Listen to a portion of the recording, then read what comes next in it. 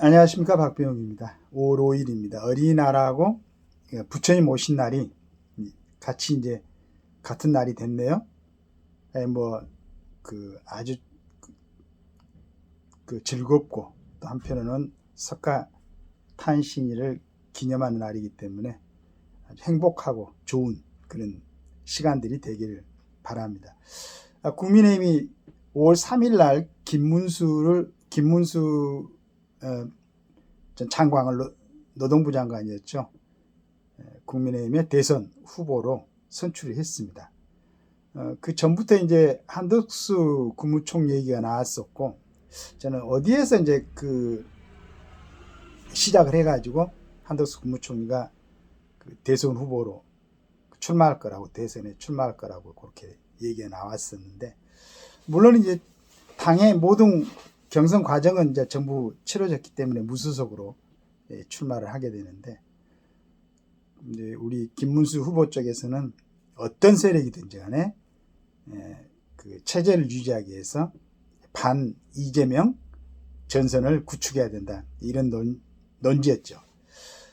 이제 그 민주당 이재명 대표는 기왕이 거의 모든 야당 그 세력들을 통합해 가지고 단일 후보나 마찬가지죠. 이렇게 돼 있고, 이낙연 후보가 이제 대선에 출마해 있어 가지고 지금 같이 움직이고 있습니다만, 그래서 일반적으로 이제 이쪽을 지지했던 사람들은 한덕수 국무총리는 그 생각을 접었으면 좋겠어요.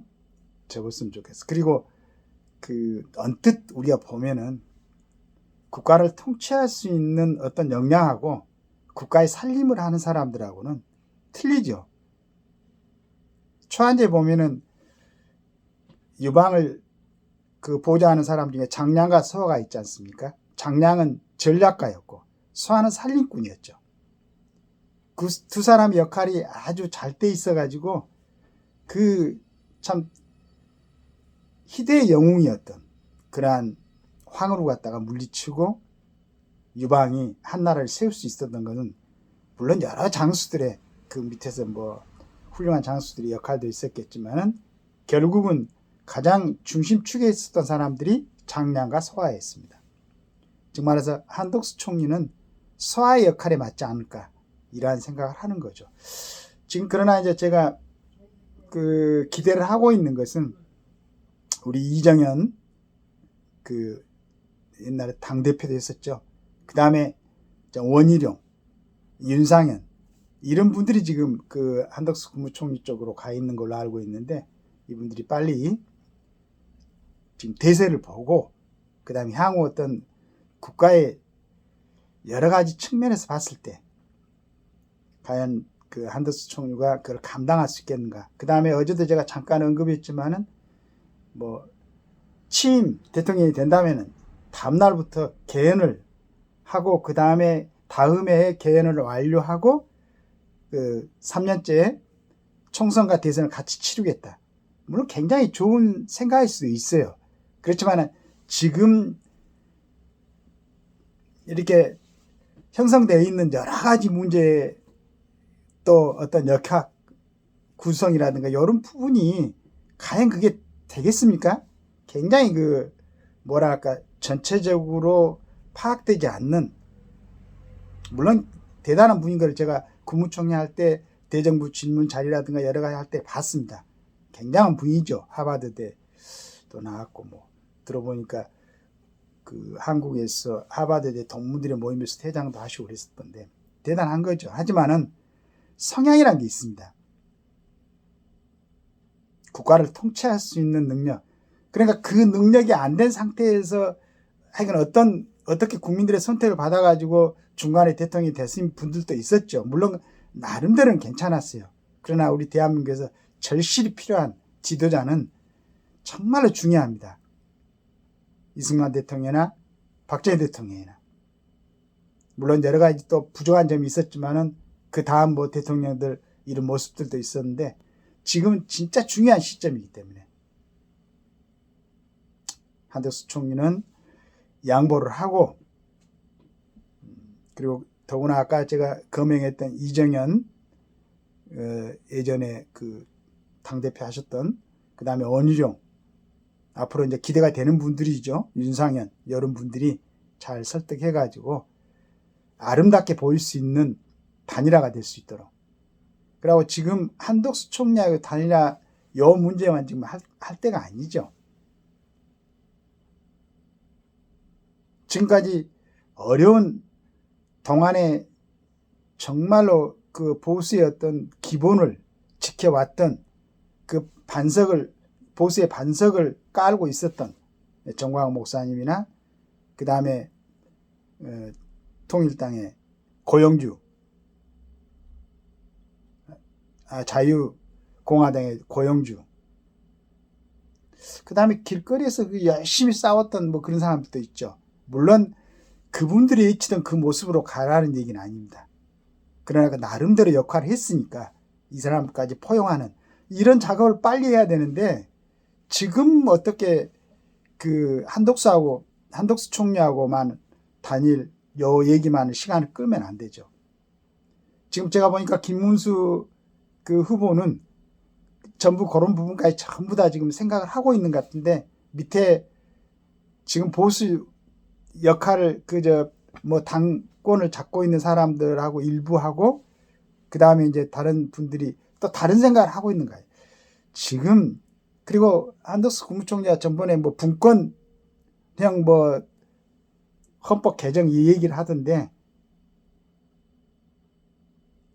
그래서 제가 우선 한덕수 총리는 소화 역할을 하셔야 된다라고 하는 겁니다.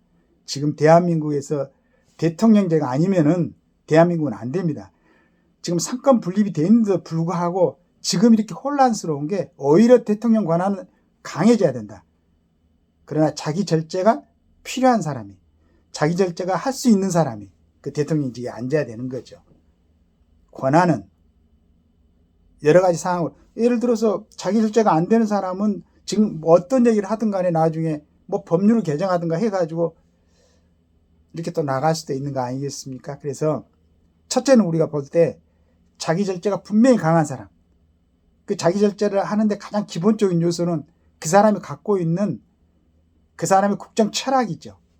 뭘 위해서 그 국가의 어떤 자기한테 준 권력을 갖다가 사용할 것인가, 그걸 알고 있는 사람, 국가의 안보를 위해서, 국민의 복리를 위해서 국민들이 임해준 대통령의 권한을 갖다가 사용을 할 것인가를 결정할 수 있는 그런 개념이 정리된 그런 분들을 선택해야 된다는 얘기죠. 물론 우리 한덕수 총리는 굉장히 민주적일 수가 있죠. 그러나 지금 전 세계 200여국 이상이 된 데서 이렇게 지금 심한 경쟁을 하고 있는데, 뭐 우리가 생각지도 못한 그 중동에서 지금 차츰 확정이 되고 있는 것 같은데, 인도 파키스탄 전쟁 같은 것은 이스라엘의 어떤 중동하고는 어떻게 보면은 차원이 틀린 큰 문제가 발생할 수도 있죠. 그 다음에 중국의 어떤 대만 침공 27년에 뭐 한다고 그러던데, 이런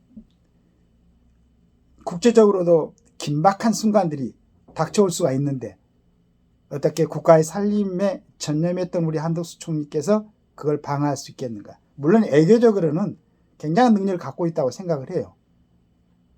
그러나 국가 살림이라든가 애교뿐만 아니고 여러 가지 차원에서 대한민국을 대표할 수 있는 강력한 리더십으로, 그걸 뭐 강력한 리더십으로 국내의 어떤 다른 정치적인 견해가 틀린 다른 세력을 억누르라는 게 아니고 국민들을 통합시키고, 그 다음에 국민들을 보다도 더 먼 통찰력을 가지고 견인할 수 있는, 국민들 전체를 갖다가 이끌어갈 수 있는, 선도할 수 있는, 우리 이승만 대통령이나 박정희 대통령이 그렇게 했지 않습니까?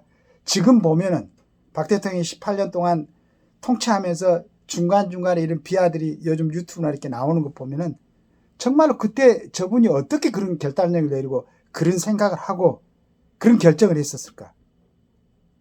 차지치라는 사람이 대통령 좀 잘 드시게 해야 되겠다고 어떤 좋은 그 음식이 나올 수 있는 식당을 준비했나 봐요. 박정희 대통령이 그쪽으로 가지 않고 돌아다녔다고 그러더라고. 그때 그 김정년 비서실장인가요? 불러가지고 나는 국수가 참 좋다. 나와 같이 식사하자.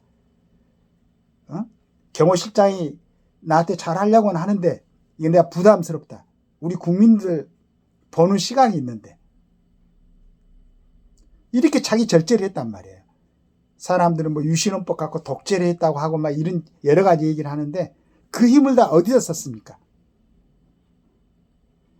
정주영 회장을 설득시켜갖고 고속도로 깔고 그분을 설득시켜갖고 각국으로 돈 좀 빌리러 다닐 때 정주영 회장이 나서서 했었고 오직 국가의 발전 거기다 힘을 쏟았지. 그때 이걸 독재라고 느꼈던 사람은 그 사람하고 권력을 갖다가 겨루고 그걸 갖다가 자기한테 가져오려고 했던 정치인들이었지. 일반 국민들 물론 이제 통행금지도 좀 있었고 두발 뭐 이것도 있었고 그런 점은 있었지만 일반 국민들은 진짜 먹고 살게 해주는 가장 큰 근본적인 데 대해서 그래서 지금 다시 한번 얘기하는데 자 이정현 대표님 뭐 저는 굉장히 이정현 대표는 아주 친근감이 있습니다. 뭐 같은 그 호남이고 그 다음에 나이도 같고 원희룡 열심히 싸웠었죠. 정말로 머리가 좋은 분입니다. 윤상현 이번에 그 윤석열 대통령 여러 가지 과정에서 굉장히 역할을 했던 분이죠. 지금 판단을 하고 있을 거라고 기대를 합니다. 빨리 이 부분에 대해서는 정리를 하고 그 다음에 김문수 후보가 생각한 것처럼 다른 군소 세력들 전부 다 정말로 이번에는 분열을 하면 안 됩니다. 이번에 만약에 다른 생각을 하고 팔을 만들어 가지고 방해가 되면 정말로 문제가 되겠죠.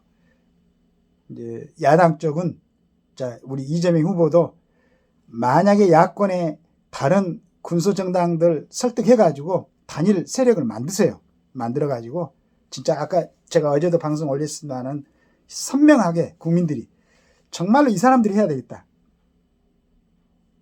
라고 결정하면 그 투표를 하고 다시 말씀드리면은 내가 지지하지 않았더라도 나하고 생각이 틀린 더 많은 사람들이 이 사람을 지지했으면 순응하고 이렇게 한번 정리하자는 얘기입니다. 이 시점에서 그냥 말도 안 되는 소리들을 해가지고 국론을 자꾸 분열시키지 말고 만약에 양대 진영에서 뚜렷하게 선명하게 자기 정책을 내세우고 경쟁을 한다면은 중도 없습니다. 왜 중도가 있습니까? 그런 매력적인 지도자들이 안 나와서 그랬지. 근데 뭐 이재명 후보 보니까 90, 80 몇 프로였습니까? 가까이 지지하더만. 그럼 그거는 이제 선명하게 드러났단 말이에요. 그 다음에 이번에 김문수 이쪽으로 후보가 됐으면 김문수 씨가 여기서도 뭉쳐가지고 선명한 비전을 제시를 하세요. 그렇게 갖고 국민들이 진짜로 군 더덕이 없이 자 양쪽으로 딱 진영 갈려가지고 지지했으니까 어떤 쪽이 대통령이 되든 간에 이제 순응하고 5년 동안에는 그 다음에 대통령이 된 사람은 반드시 우리가 갖고 있던 그 문제 방송 언론 문제라든가 국회 사법 시스템 국가보안법 정비 선거관리 이 부분을 정말로 국가관리하고 국민을 위하는 쪽에서 생각을 해가지고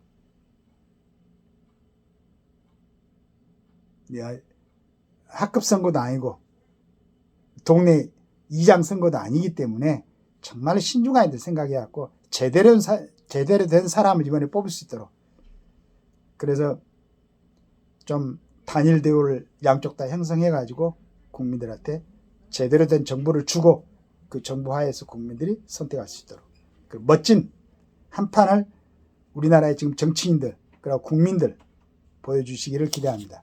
감사합니다.